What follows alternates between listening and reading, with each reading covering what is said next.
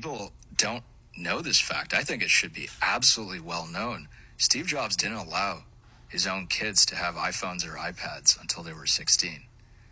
But he is happy as hell to sell it to your kids. How is that not on the front page of everything, that this guy who invented it knew what its negative impact was on a developing brain, and he's happy to sell it to the rest of you?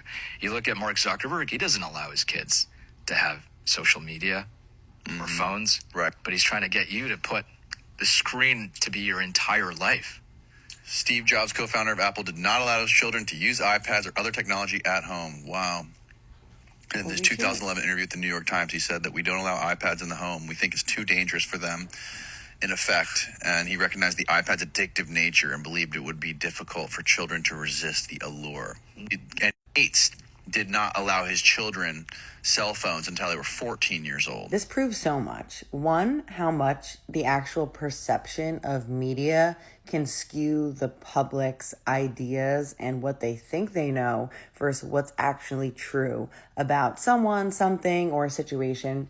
There's no way in hell that I would have ever believed that Steve Jobs, one of the greatest technology founders, one of the most pivotal people in technology, still to this day, how he did not even allow his children to use his own creation, because with as much benefit as he knew that it could bring into the world, he knew the detrimental effects of the chronic exposure of allowing children to use a device that was literally engineered to also hijack multiple sensory systems in the human body, like dopamine, to use a device more, even though it is harmful and not in our best interest when it's used in a really chronic and long-lasting manner. But to also consider that just because a founder is creating something does not actually mean that it's good for the world.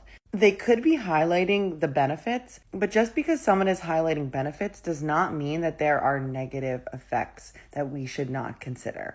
And when someone has such a revolutionary technology, we always need to consider what is the opposite and equal side of the spectrum that we should be looking at. What are the negative effects that potentially can come about from our influence and our indulgence in this activity or action? And that is a really huge reminder for all of us, especially in today's day and age where we're constantly consuming, and it's so easy and a lot simpler to just believe what's being said instead of actually doing our own research and finding sources like the New York Times interview where Steve Jobs is actually saying to the interviewer that he does not allow his children